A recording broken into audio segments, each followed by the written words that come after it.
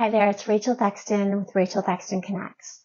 Today, we're in a different setting because we are more on the Thexton public relations side of things. I'm going to do a short monologue on PR, the 5 biggest do's and don'ts for PR. First of all, what is PR? Let's make it simple. PR is relating with your public, all of your stakeholders, everyone who matters to you. It is your reputation, it is your optics, how people see you, how you engage with them. So, 5 do's and don'ts. Let's start on the positive side. 5 do's in public relations. Timing. Timing is everything. Do not pick up the phone and call an editor to pitch a story about something that is nice, but a lighter lifestyle story in the middle of a provincial election. Last week, I made this mistake, but luckily, I knew what I was doing at the time and know the reporter well and wanted her to have that on the burner for post-election. But don't do it. Reporters, editors, all media, unless they're very specialized, are all consumed during times like the election. So timing is everything. Another do, build authentic relationships. This means don't hire a PR person right when you're about to launch a project and expect to have that connection with your key stakeholders and communities. They don't know you. They've never heard from you. They have never had outreach from you. The media have no relationships with you. So have some consistency with your PR strategy. Build it over time and build those authentic relationships. Number 3, do. The subject line of your email pitch is more important than you know. Media and digital leaders receive hundreds of emails a day, and you can only imagine that a tiny handful are even of interest, let alone something that they're going to cover and pursue. So make your email subject line short, punchy, and make it stand out. Tell that reporter, editor, producer, digital leader exactly why it should be of value and why they should open that email. Once you've developed that relationship, or your PR partner already has, they'll open the email likely regardless, because that's a relationship built over years. But if you're a small business starting in PR, that email subject line is everything. Short, punchy, timely, make the reporter think in their mind, I must open this. This is an angle that I might want to cover today. Number 4, consume media. Consume as much media, read as many blogs, be connected with as many digital leaders and their content as possible so you get to know what journalists are writing about, what their interests are, what they've written about in the past, what digital leaders like and what their communities like, so that when you go to pitch them, you can make these reference points so that you're not going in cold, so that you really have an understanding. Hi, Jason. I read your piece last week on ABC. This might be relevant to you because it directly, so on. Get to know media.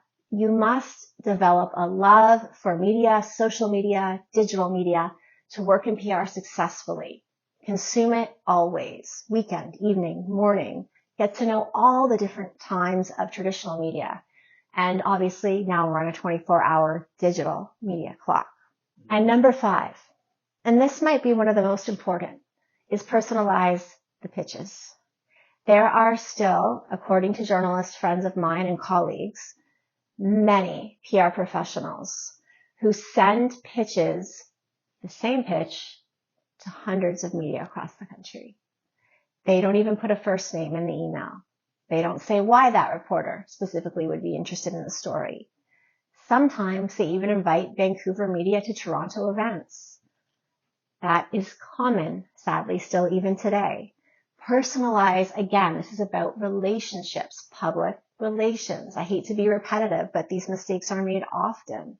So if you are a small business and you really want to talk about your product, service, or offering, you want to personalize that pitch. Why does that journalist or digital leader want to learn more and cover your story? Personalize it to them, directly to them.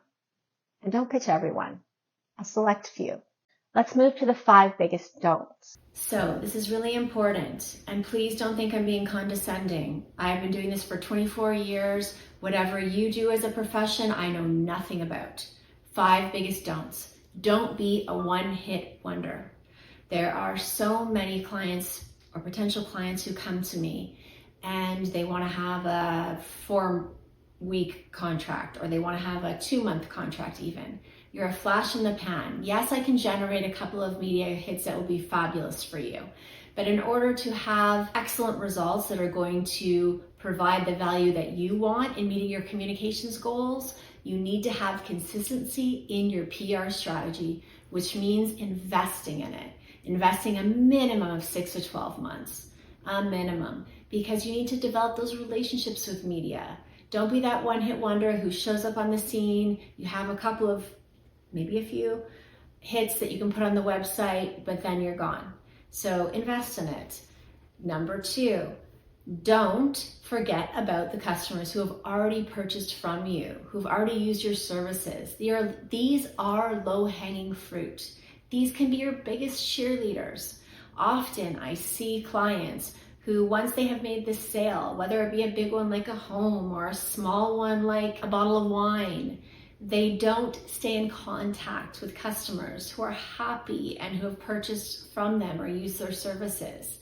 These are people that you can learn from. What was their buying process like? What was their experience with your brand? How can they contribute to your communications strategy?